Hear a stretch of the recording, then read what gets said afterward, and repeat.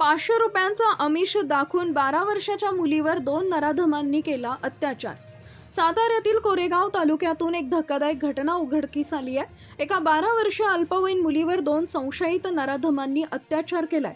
लालासो यशवंत पवार वय वर्ष 55 आणि विकास जाधव उर्फ इब्र्या वय वर्ष 25 अशी संशयितांची नावे आहेत। या प्रकरणात पोलिसांनी मुलीचे जबाब घेतले असून या दोन्ही आरोपींची नावे मुलींनी सांगितल्यामुळे पोलिसांनी दोघांना अटक केली आहे। या घटनेची नोंद रहिमतपूर पोलीस ठाण्यात करण्यात आली आहे। या घटनेमुळे कोरेगाव तालुक्यात संतापाची लाट उसळली असून ग्रामस्थांनी आज या घटनेत आरोपींवर कडक कारवाईची मागणी करून गावातून निषेध मोर्चा काढला आहे।